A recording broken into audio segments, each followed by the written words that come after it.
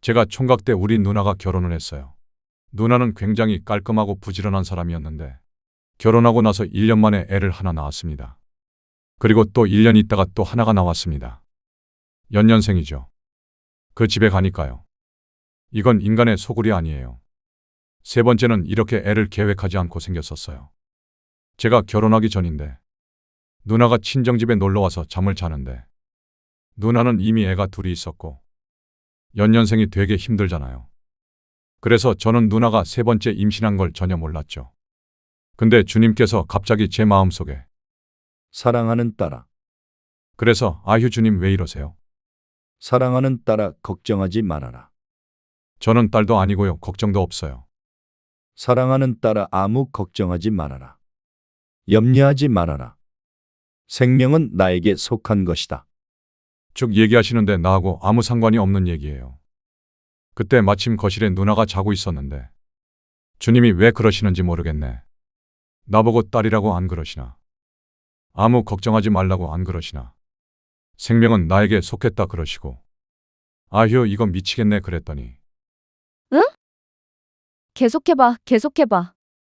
이건 나하고 상관이 없는데 그냥 계속해보래요. 그래가지고 나는 계속 얘기를 했어요. 생명은 나에게 속한 것이고 아무것도 염려하지 말고 모든 건 내 손에 있고 나의 계획 가운데 있고 막 얘기를 하는데 나는 졸려 죽겠는데 왜 얘기하라는 거야? 계속해서 졸면서 얘기하는데 누나는 울고 자빠졌네. 아니 이 얘기는 무슨 얘기고 누나는 왜 우냐 그랬더니 나 아기 가졌어. 그러면서 어떡하나 너무 근심 걱정이 돼가지고.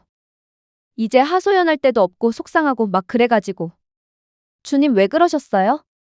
그러면서 우리 집에 왔는데 자다가 갑자기 하나님이 딸아, 내 딸아.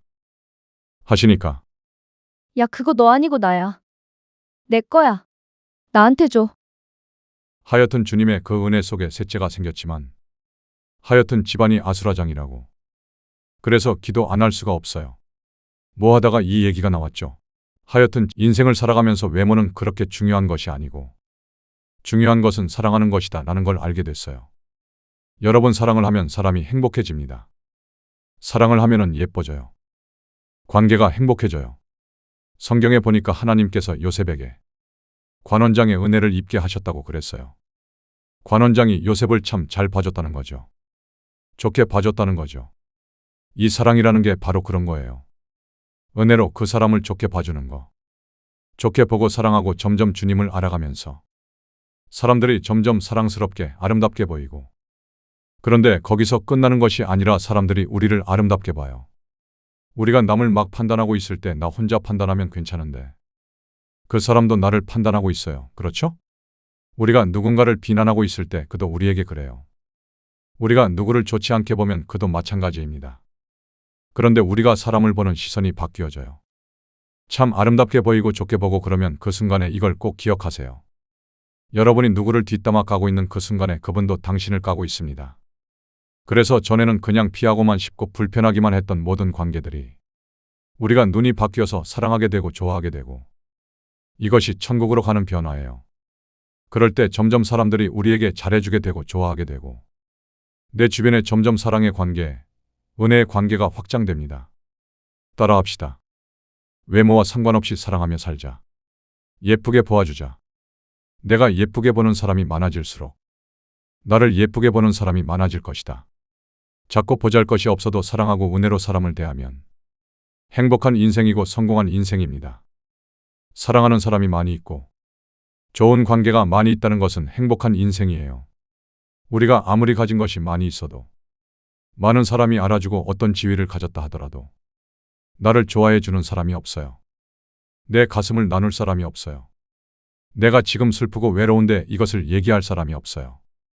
내가 너무 마음에 근심과 무거운 짐이 있는데 사람들이 다 나를 강한 사람으로 알기 때문에 내 마음을 얘기할 사람이 토로할 사람이 없어요. 또 내가 마음이 너무 기쁘고 좋은데 이거를 같이 나눌 수 있는 같이 즐겁게 동참할 사람이 없어요. 은혜로 사람을 대하면 많은 사랑의 관계가 생기게 되고 오히려 행복해진다. 우리가 하나님 앞에 나와서 예배하는 것은 복입니다. 그렇죠? 이 세상을 창조하시고 지으신 우리 아버지시오. 우리 모든 걸 아시고 우리를 사랑하시는 그분 앞에 나와서 경배하는 것. 주님, 제가 왔습니다. 저는 주님을 높이고 주님을 찬양합니다.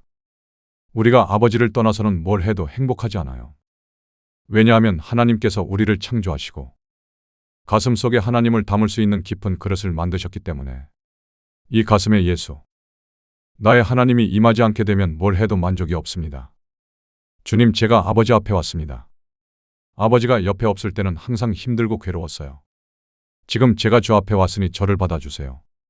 이렇게 기도하고 또 성경의 말씀 보면 너희가 제물을 제단에 드리려고 하다가 어떤 형제에게 원망들을 만한 것이 생각나거든. 제물을 내려놓고 먼저 사과하라고 그러잖아요. 한 주일 동안 살면서 사람의 마음을 아프게 한 것이나 남에게 화를 낸 것이나 남에게 꾸짖거나 잔소리하거나 불편한 관계를 맺은 것들, 누군가 나에게 원망하거나 상처를 준 것은 없을까? 그거를 사죄하고 고백하고 그리고 아직도 맡기지 않은 짐, 무거운 짐이 있습니다. 내가 가지고 있는 수고하고 무거운 짐이 있으면 하나님, 내가 여기 있습니다. 내 짐이 여기 있습니다. 주님께서 나의 짐을 받아 주시옵소서. 그분은 너무 거룩하시고 아름다운 분이십니다. 그분은 너무 사랑으로 가득하시고 섬세한 분이십니다. 그래서 우리 마음속에 우리 안에 죄악을 품으면 주께서 듣지 아니하시리라 하는 말씀이 있죠. 우리 마음에 거슬리는 부분들이 있으면 주 앞에 사죄하세요. 내 안에 많은 부분들이 악한 영들에게 묶여 있어요. 많은 사람들이 눌려 있고 고통 속에 있어요. 그런데 그 많은 고통들이 사죄의 기도를 통해서 회복됩니다. 사람의 마음에 상처를 준 것이나 사람에게 함부로 압제한 것이나 내 양심 속에서 남에게 상처를 준 것이나 그리고 함부로 완악하게 행동한 것들, 주님 앞에 합당하지 않은 그런 것들, 많이 복잡한 소리 하지 마세요. 주님, 죄송합니다. 저는 죄인입니다. 저를 용서해 주십시오. 주님, 죄송합니다. 저는 죄인입니다. 저를 용서해 주십시오. 아버지, 감사하고 사랑합니다. 제가 사람을 아프게 했습니다. 주님, 죄송합니다. 저를 용서해 주십시오. 이렇게 계속 사죄를 반복합시다. 계속 사죄할수록 자유케 됩니다. 자유함이 옵니다. 귀신이 떠나가고 성령께서 가까이 임하십니다. 사죄할수록 사람은 자유케 됩니다. 해방됩니다. 여러분의 마음속에 불편하고 찝찝한 것들이 있다면 하나님 앞에 합당하지 않는 것들을 주 앞에 고백하십시오. 여러분, 우리의 언어가 살리는 언어가 되어야 합니다. 우리가 주를 알지 못했을 때, 예수를 비상적으로 알았을 때, 우리는 언어를 통해서 많은 사람들에게 또 약한 자에게 상처를 입혔습니다. 또 우리가 화가 났다고 해서 마음에도 없는 말을 통해서 많은 사람에게 아픔을 주었습니다. 여린 자에게 아픔을 주었어요. 그것은 주님을 찌른 것과 똑같은 겁니다. 주님을 아프게 한 것과 똑같은 것입니다. 주님의 고통과 상처를 회복시켜 드려야 합니다. 이제 우리가 주님을 알고 실제의 관계에 가기를 원한다면 다른 사람들에게 연약한 자에게 함부로 말한 것을 사죄합시다. 주님, 죄송합니다. 이것을 회개합니다. 이것을 반성합니다. 이제는 사람을 세워주고 사람을 사랑하고 사람을 높여주고 지지하는 그런 주님의 도구가 되길 원합니다. 과거에 알지 못해서 잘못한 것들을 주님 용서해 주시고 내가 혀의 악을 통해서 사람의 심장과 가슴에 상처 준 것들을 회복하길 원합니다. 주님, 저를 용서해 주시옵소서. 이제 새로운 도구가 되길 원합니다.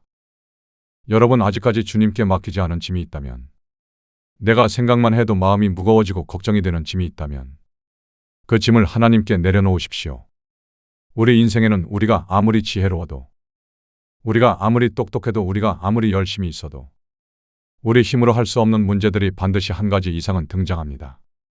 우리 힘으로 도저히 할 수 없고 막다른 벽에 부딪혀서 정말 공백이 없다. 공간이 없어서 꽉 막혀서 어떻게 더 나아갈 수가 없다. 그런 한계가 어느 순간에 반드시 옵니다. 하나님께서 그 장벽을 남겨두신 이유는 뭐냐면 선악과를 먹지 말라. 남겨두신 이유는 뭐냐면 내가 하나님이다. 나만이 주인이다. 나만이 왕이다. 이것을 가르치시기 위한 겁니다. 여러분, 아직 맡기지 않은 문제를 주님께 맡기십시오. 주님이 나의 주인이시고 왕이십니다. 나는 능력이 없습니다. 나는 열심히 했으면 성공할 수 있다고 생각했지만 이제 그것이 아닌 것을 알았습니다. 주님, 나는 당신 앞에 무릎 꿇습니다. 주님, 내 짐을 주 앞에 맡깁니다. 내 짐을 가져가 주십시오. 나의 힘으로는 질 수 없습니다. 예수님 나를 위해 십자가 지신 주님. 내 짐을 주 앞에 맡깁니다. 이것을 주 앞에 의탁합시다. 여러분, 아직까지 내가 붙들고 힘들고 무겁게 걸어가고 있는 것이 있다면 내가 진 짐을 내려놓고 주님만이 할 수 있습니다. 우리가 하나님께 나아갈 때 하나님께서 우리에게 가까이 오십니다. 하나님께 나아가는 자는 반드시 그가 계신 것과 그가 자기를 찾는 자들에게 상 주시는 이 심을 믿어야 할지니라. 우리가 아버지 앞에 나아갈 때 거기에는 상이 있습니다. 우리가 많은 봉사를 하고 많은 선행을 하지만 그러나 아버지 앞에 나와서 주를 부를 때 그것을 아버지가 더 기뻐하십니다. 아버지께 나오지 않은 그 선행은 자기 열심, 자기 의이고 자기 영광과 자기 자랑이기 때문입니다. 우리가 어떤 근심, 어떤 문제가 있든지 주 앞에 나아갈 때 주께서 가까이 오시고 우리에게 임재하시고 말씀하십니다. 여러분, 주님의 음성을 들어야 돼요. 내 아들아, 내 딸아, 내가 곁에 있다. 내가 너를 사랑한다. 잘 왔다. 걱정하지 말아라. 이제 너를 붙들고 영원히 떠나지 않을 것이다. 항상 하나님 말씀하십니다. 그 음성이 육체의 귀로 들린다고 이렇게 많이 오해를 하지만 육체의 음성으로 들리는 것이 아닙니다. 육체의 음성으로 들릴 때도 있지만 초기 초보자 때나 그렇고 거의 영으로 감동이 오고 영으로 해석이 됩니다. 그런데 여러 변화들을 느낄 수 있죠. 갑자기 근심이 사라지고 마음이 후련해집니다. 주변이 뭔가 따뜻해져요. 그것이 주님이 임재하신 거예요. 걱정하지 마라. 내가 곁에 있다. 아무것도 염려하지 말아라. 너의 인생이, 너의 계획, 이 모든 것이 내 손 안에 있다. 이제 더 이상 스스로 짊어지고 고생하지 말아라. 그렇게 말씀하시는 겁니다. 우리 마음이 평안해져요. 갑자기 내가 왜 걱정했지? 아무것도 아닌데. 나의 왕, 나의 하나님, 이 우주의 창조자, 그분이 내 옆에 계신데 내가 왜 걱정했을까? 그런 생각이 막 떠올라요. 그것이 주님께서, 성령께서 감동하시고 말씀하시는 겁니다. 우리가 약해도 괜찮습니다. 일부러 강하려고 애쓸 필요가 없어요. 두렵지 않은 척 막 힘을 주고 애를 쓸 필요가 없어요. 우리 안에 강하신 분이 계시기 때문입니다. 우리는 단순히 주를 부르기만 하면 돼요. 그때 주님의 능력이 우리에게 임합니다. 그럴 때 주님께서 우리 대신 싸워주시고 내게 사랑을 주시고 능력을 주시고 용기를 주시고 깨달음을 주십니다. 크리스천, 성도라고 그러죠. 성도, 거룩한 사람, 거룩한 무리들. 우리가 뭐 거룩한가요? 성도, 우리 하나도 거룩하지 않습니다. 개판치고 싸우고 엉망치고 그럴 때가 많이 있어요. 그리고 아이고 주님, 제가 이 모양 이 꼴인데 성도예요. 그런데 우리가 잘나서가 아니고 우리 안에 거룩한 분이 거하시기 때문에 성도입니다. 우리 안에, 내 안에 주님이 거하십니다. 기도할 때마다 주님께서 임하시고 나타나시고 말씀하십니다. 너는 나의 자녀다. 내가 함께 있다. 주님의 능력이 나의 힘이고 주님의 힘이 나의 힘이고 주님의 지혜가 나의 힘이다. 그것을 도외시하고 내 스스로 애쓰는 것처럼 피곤한 인생이 없어요. 어떤 머리가 굉장히 나쁜 여성분이 있었는데 굉장히 머리가 나빠서 한 개를 공부하면 10개를 잊어먹는 사람이 있어요. 근데 이 사람은 판사를 하고 싶어 해요. 근데 아무리 해도 자기 머리통으로는 안 돼요. 도대체 아무리 공부해도 답이 없어요. 공부하면 할수록 무식함만 더 증가돼요. 이 사람이 나중에 판사랑 결혼했어요. 판사가 된 거나 마찬가지죠. 어떤 사람은 너무나 목공을 좋아해요. 나무를 좋아하고 만드는 것을 좋아해요. 그런데 자기는 손재주가 없어요. 고민하다가 이분이 목공 남편하고 결혼했어요. 자기도 목수가 된 거죠. 같이 서로 도와가면서, 이것이 신앙의 비결이에요. 내가 지혜로우려고 애쓰고 내가 사랑하려고 애쓰고 사랑 나오지 않습니다. 내가 평안하려고 애쓰고 평안은 오지 않습니다. 평강이 왕이 임할 때, 사랑의 왕이 임할 때 내 안에서 넘쳐나는 생수가 저절로 찌질하던 기드온 같은 사람이 용기 있는 사람이 되고, 정말 두려워하던 다윗이 골리앗과 싸워 이기고, 다윗이 싸움 잘해서 이긴 게 아니에요. 다윗이 작은 티코 같은 사람이에요. 다윗이 이길 수가 없어요. 그래서 주님을 경배하고 예배하고 노래하다 보니까 담대함이 생겨서 골리앗이 아무것도 아닌 걸로 보여요. 그런데 껌딱지같이 주님께 붙어 있으면 우리 안에 주님의 그 능력이 나와요. 사랑에 임하고 지혜가 임하고, 그래서 우리가 승리하고 성공하기 때문에 그래서 오직 하나님께 영광을 돌리는 겁니다. 내가 잘나서가 아니고 내가 똑똑해서가 아니고 내가 노력해서가 아니고 나는 주님과 결혼했다. 주님이 내 안에 계신다. 여러분 주님을 떠나지 마세요. 주를 붙잡으세요. 주를 놓치지 마세요. 나는 주 없이는 한순간도 못 산다. 아멘. 스스로 애쓰고 할 것 없이 오직 주님께 붙잡혀 있으면 주께서 우리 안에서 역사하십니다. 그 변화가 얼마나 놀라운지 몰라요. 예전에 할 수 없었던 사랑의 고백이 가능하고 용서가 가능하고 평안이 가득하고 수많은 번민과 고통 속에 잠을 이루지 못하던 밤이 기쁨의 밤으로 바뀌어요. 이걸 어떻게 우리가 할 수 있습니까? 정신과 의사가 할 수 있습니까? No. 예수께서 우리 안에 임하시고 이 배에서 생수의 강이 넘쳐 흐를 때 우리는 승리의 찬양을 부르고 영광과 자유를 누립니다. 아버지께 나와서 엎드리고 경배하고 감사하고 찬양하고 내 삶을 주께 드리고 주는 내 인생의 주인이고 왕이심을 고백하고 그리고 주 앞에 합당하지 않은 행실들, 남을 아프게 했고 하나님 형상으로 지은 다른 인간들을 판단하고 욕하고 나에게 맡겨주신 어린 영혼들에게 분노하고 사랑하지 못했던 것들을 이제 사죄하고 그리고 아직 지고 있는 짐과 무거운 것들을 주 앞에 다 토하고 그때 거기에는 자유가 있습니다. 평안에 있습니다. 주님께서 우리를 통치하십니다. 한 가지 더 기도를 하겠습니다. 교회 이전 문제를 놓고 기도합시다. 이전에는 항상 영적 전쟁이 있습니다.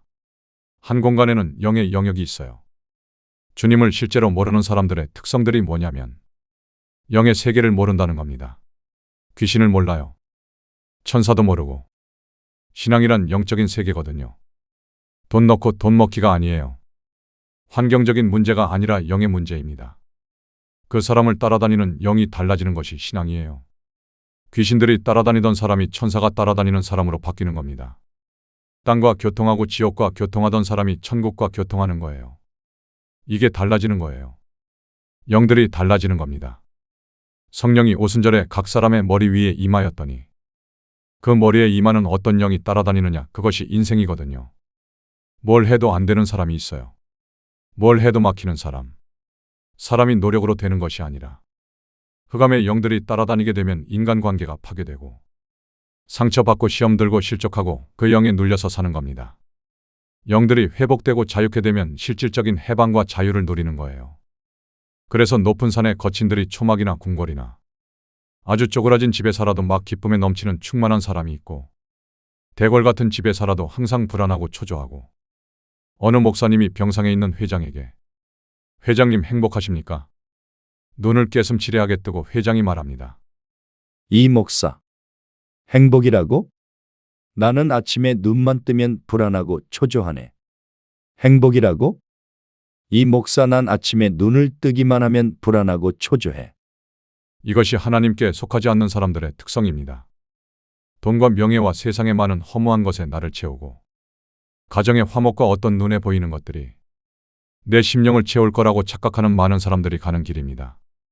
영적인 세계가 있고 영적인 전쟁이 있어요. 기드온이 공격할 때 채번기에 공격하죠. 채번기의 보초를 바꿀 때 공격한다는 거예요.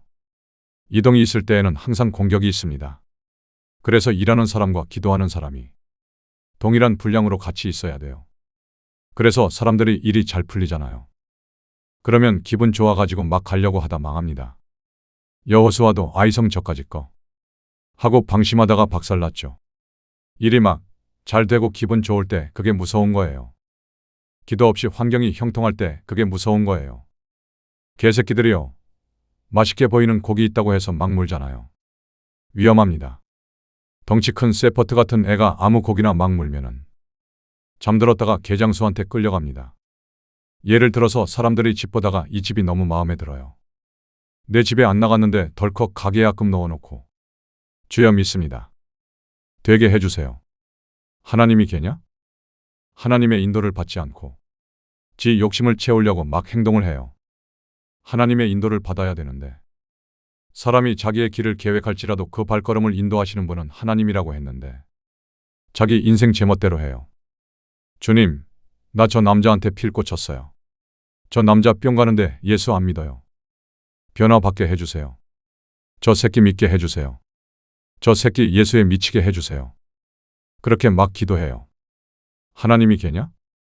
지멋대로 자기 눈에 정욕이 좋은 대로 해놓고 나서 참 그걸 끼워 맞추려고 애를 써요. 그래서 인생이 피곤합니다. 하나님께서 내 삶을 주장하시고 인도하시는데 지가 멋대로 다 해버려요. 이게 좋으니까, 내가 이 여자가 좋으니까 저 여자가 변화되게 해주시옵소서 믿습니다. 그건 하나님을 도구로 보는 거예요. 하나님을 목적으로 보지 않고 수단으로 보는 거예요. 하나님을 종교로 수단으로 보는 사람들은 절대 변화되지 않습니다. 아무리 열심히 믿고 기도하고 아무리 했어도 하나님이 그저 자기 탐욕의 도구일 뿐이에요. 그 사람은 신앙의 대상이 중요한 게 아닙니다. 하나님이든 부처든 상관없이 내 소망이 이루어져라 하는 것은, 그것은 신앙이 아니에요. 내 정욕이고 탐욕이지. 거룩하신 분이 나를 창조하시고 나를 만드시고 내 삶에 관한 계획이 있어요. 주여, 나를 왜 만드셨고 나의 삶을 향한 당신의 계획이 무엇입니까? 그렇게 주님의 인도를 구해야 되는데 눈에 소돔과 고모라 여호와의 동상 같더라. 그런데 밧세바가 너무 예뻐 보여요. 그러니까 저 여자가 너무 멋있다고. 소돔과 고모라 여호와의 동상과 같았더라. 밧세바 너무 예쁘다고 적어달라고 이 눈이 먼저 가버려요. 하나님의 소원보다 내 감동과 내 소원이 먼저 가버려요. 이 순서가 틀려버렸어요. 그게 인생의 비참함의 비결입니다. 많은 사람이 그렇게 잘못되게 하나님을 이용하면서 살고 있기 때문에 그런 방향으로 가고 있다는 거죠. 신앙이라는 것은 지식이 아닙니다. 교리가 아니고 삶의 형태예요. 예배 때만 열광하는 것이 아니고 삶 속에서 하나님의 사랑이 나타나고 자비가 나타나고 아름다움이 나타나고 삶과 인격이 점점 아름답게 사랑스럽게 바뀌어가는 거예요. 이 삶의 형태, 이 삶 자체가 바로 신앙의 본질입니다. 아무리 지식이 많아도 아무리 능력이 많아도 사랑하지 않는다면, 아름답지 않다면 그것은 바른 하나님을 아는 것이 아닙니다. 가정이 화목해지고 소원했던 관계가 회복되고 삶이 행복해지고 미안하다고 말하지 못하던 사람들이 미안하다고 사죄하고 예전에 저질렀던 많은 잘못들을 용서해 달라고 무릎 꿇고 빌고 그래서 서로 사랑한다고 말하고, 이것이 신앙이에요. 우리는 위대한 사람이 되는 것이 아니라 점점 아름다운 사람이 되는 겁니다. 여러분 옆에 사람 보세요. 참 아름다워지고 있지 않습니까? 사실의 언어가 있고 관계의 언어가 있어요. 사실의 언어는 머리에 속한 언어고 관계의 언어는 가슴에 속한 언어입니다. 머리에 속한 대화가 있고 가슴에서 나오는 대화가 있어요. 관계의 대화, 관계의 언어. 우리는 하나님에 대해서 하나님의 지식을 배우는 것이 아니라 하나님께서 말씀하신 관계의 언어를 배우는 겁니다. 하나님에 대한 많은 지식보다 하나님과의 관계에서 말씀하신 것을 들어야 돼요.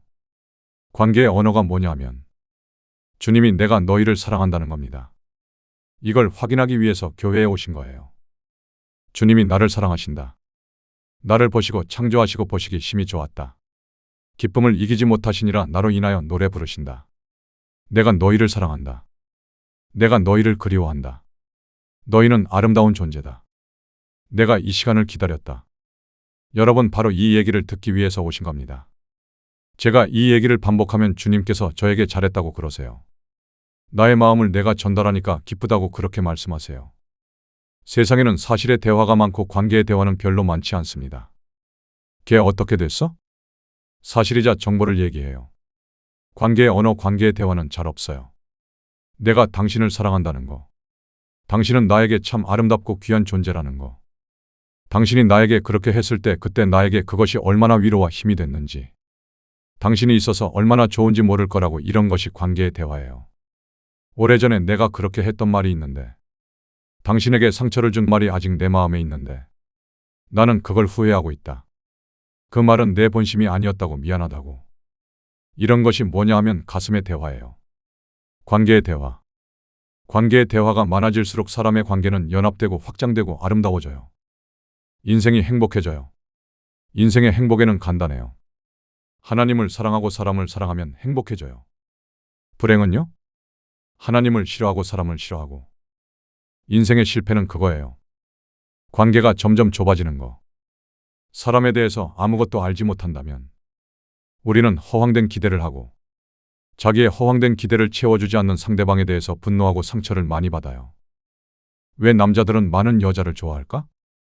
왜 마누라가 있는데 포르노를 볼까?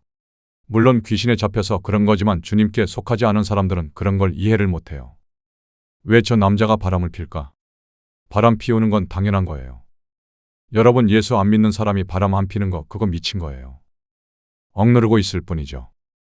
성령 충만하지 않게 되면 사람은 본능적으로 자기 욕망을 따르게 돼요. 여자는 한 달에 한 개의 난자를 만들잖아요. 남자는 한꺼번에 수억 마리가 나오잖아요. 이게 타락에 의한 어떤 결과거든요. 후유증이거든요. 그렇기 때문에 여자는 남자 품에 딱 안겨 있으면 눈에 뵈는 게 없어요.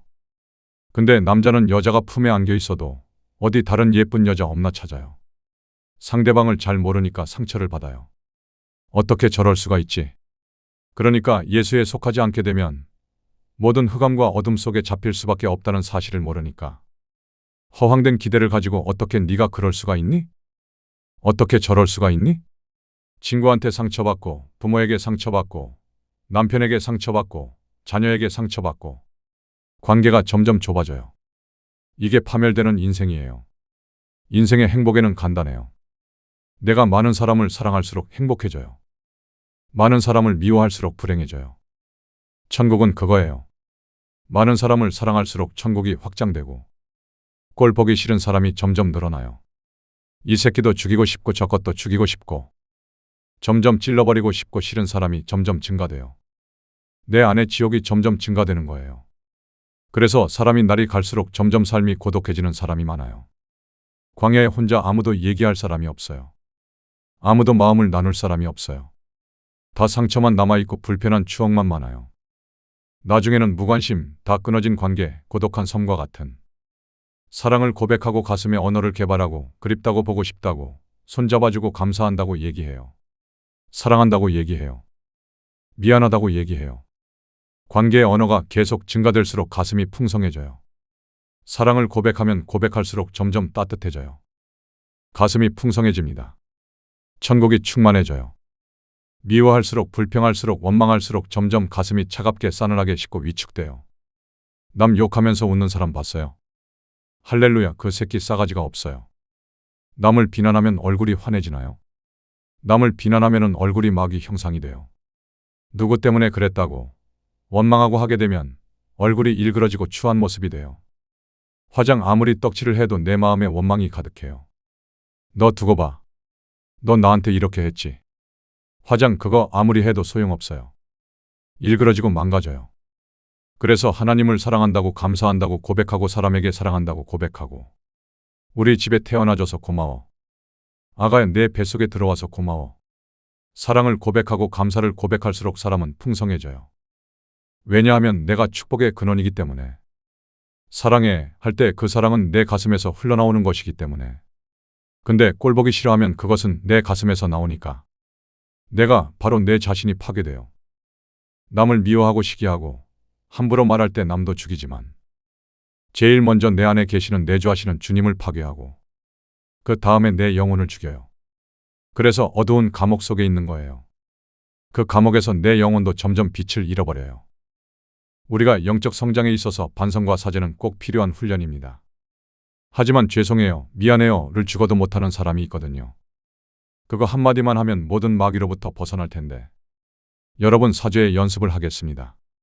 지금 생각나는 한 명에게 찾아가서 무릎을 꿇고 죄송합니다. 절 용서해 주십시오. 그러면 용서합니다 하고 껴안아주고 사죄의 연습입니다.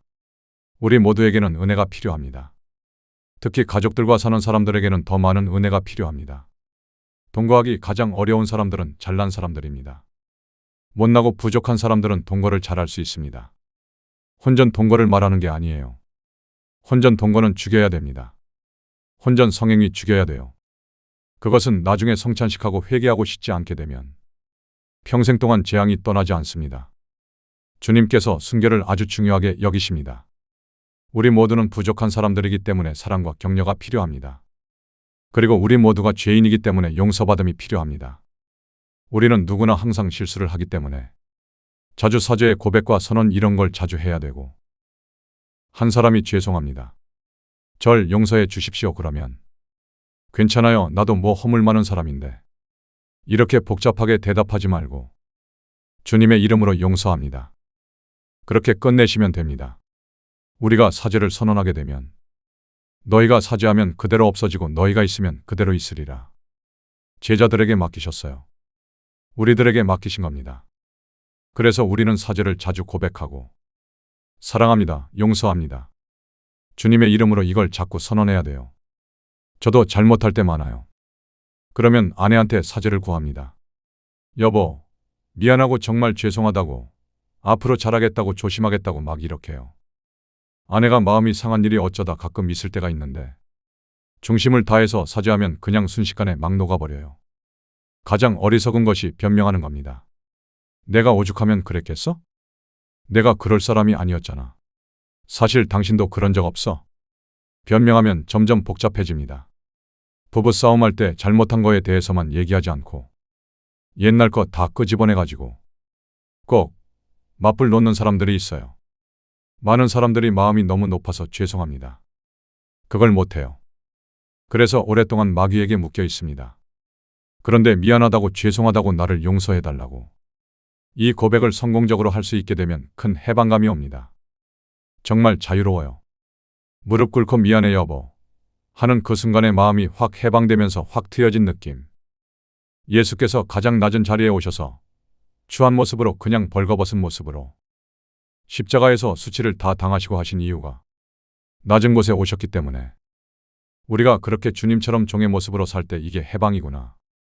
가진 것이 없어요. 그냥 아주 자유로워요. 내가 갖고 있는 모든 것이 나는 청직이고 주님께서 잠깐 맡겨주신 것이기 때문에 그냥 주님께서 쓰라고 하면 내가 쓰면 되는 것이고 우리는 불교적인 무소유가 아니고 청직이 개념입니다.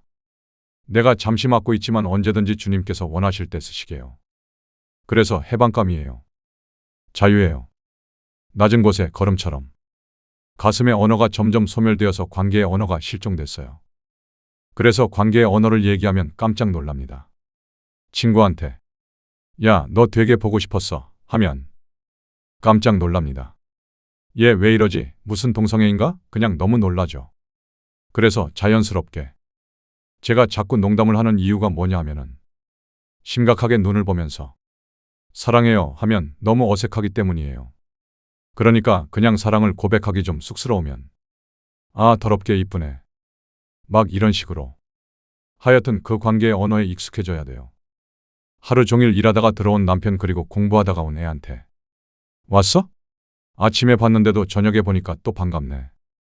제 아내가 저한테 과일 주면서 신선한 과일 드세요. 신선해? 이게 뭐가 신선해? 당신의 신선함에 비하면 이건 썩은 거야. 저녁은 국수를 먹을까요? 밥을 먹을까요? 국수냐 밥이냐 그게 뭐가 중요해? 당신과 같이 먹으면 다 만찬이야. 항상 상대방을 기쁘게 하기 위해서 애쓰고 노력하는 것이 천국의 마음이고 그 행복이 자기 안에서 시작돼요. 이것이 천국이죠. 천국이란 뭘까요?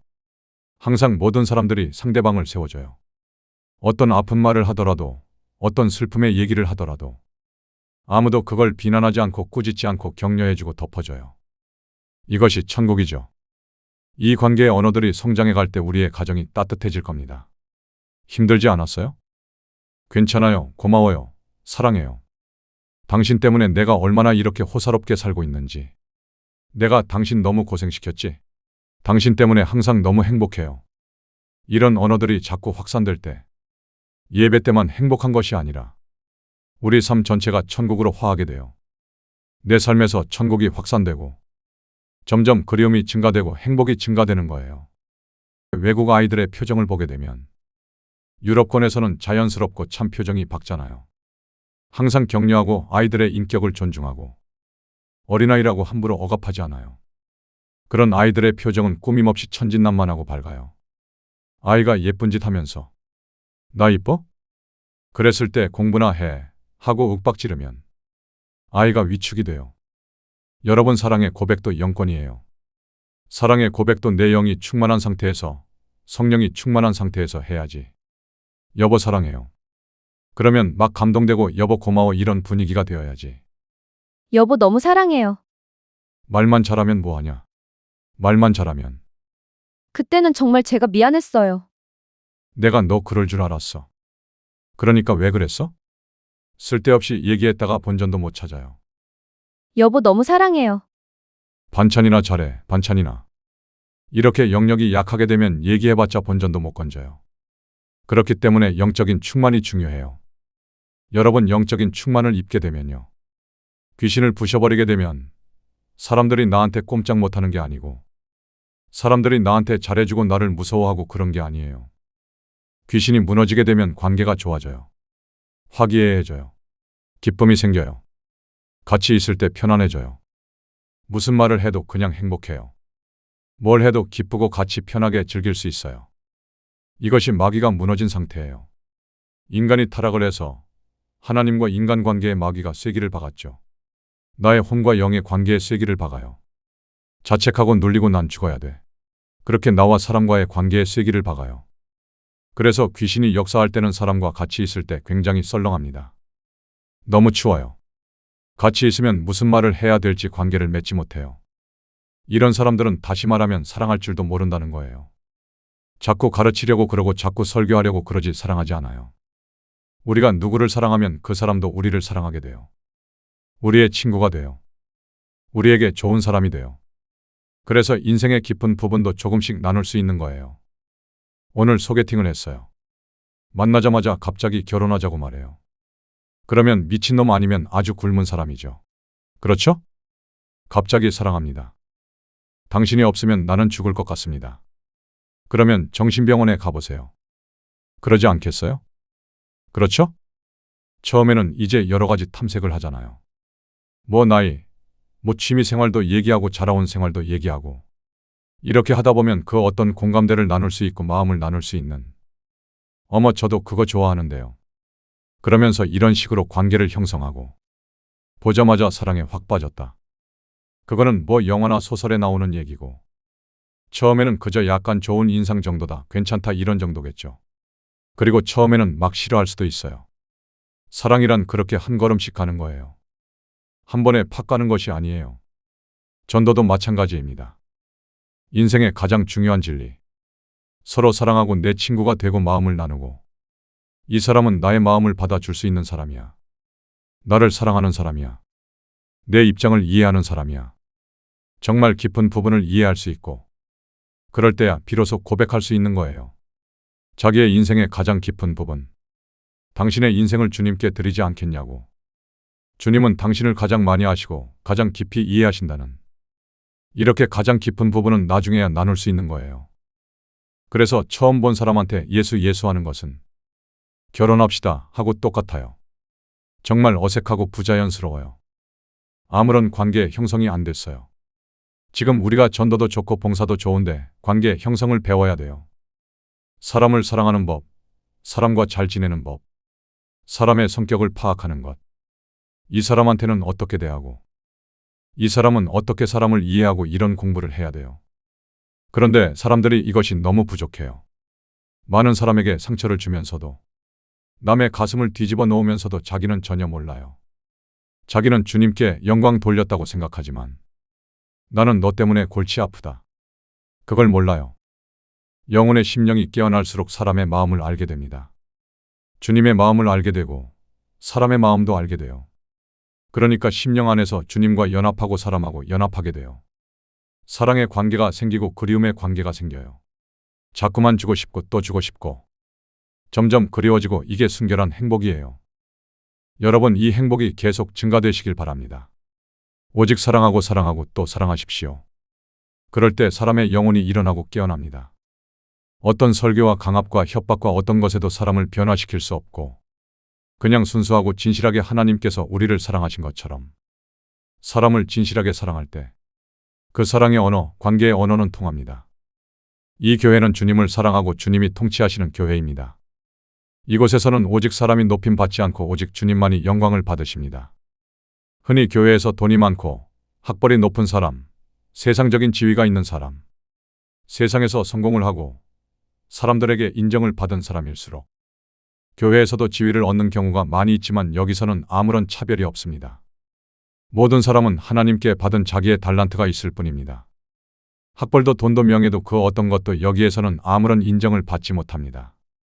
제가 보는 것은 다만 한 가지, 얼마만큼 주님을 사랑하는가, 얼마만큼 주님으로 인하여 변화되었는가, 얼마만큼 주님의 실상을 경험했는가. 만약에 그것이 충분히 이루어지지 않았다면 부끄러워해야 합니다.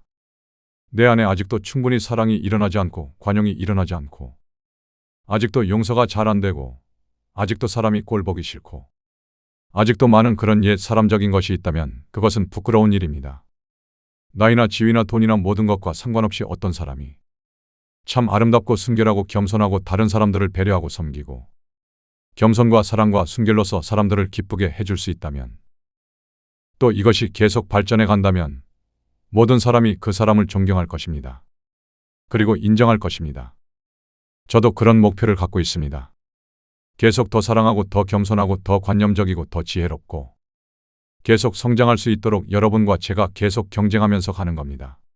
그래서 우리의 아름다움과 천국의 향취가 계속 증가되어야 합니다. 나이가 많이 들었는데 별로 지혜스럽지 않고 계속 고집부리고 맨날 잔소리하고 한 얘기 또 하고 또 하고 그 의식 수준이 자기밖에 모르고 이기적이고 그건 참 부끄러운 일이에요. 인생 헛산 겁니다. 살아가면서 삶의 지혜를 배우고 통찰력을 배우고 자녀들과 또 어린 사람들에게 인생과 영혼에 가는 길을 이끌어주고 성장해 가는 과정, 하나님이 인도하시는 여정을 가르쳐주고 요셉이 정말 하나님의 깊은 은혜 속에 들어간 사람이거든요. 그런데 야곱에게 자기 아들을 축복하라고 그러니까 야곱이 손을 이렇게 어긋맞게 축복을 해요. 아버지 눈이 안 보이시니까 노망나셨어요. 아니 얘가 장자인데 이렇게 해야죠. 아니다 아니다. 그도 하나님의 사람이지만 얘는 또 다르다. 나도 안다 아들아. 야곱이 늙어서 눈이 멀었지만 안다. 아들아 나도 안다. 요셉이 평생 경험했던 하나님의 은혜와 임재보다 더 깊은 수준의 하나님을 알고 있었던 야곱. 이것이 인생이고 선배의 아름다움이에요. 그죠? 그런데 윗사람 때문에 내가 골치 아파요. 내 부모 때문에 골치 아파요. 그러면 참 부끄러운 인생이에요.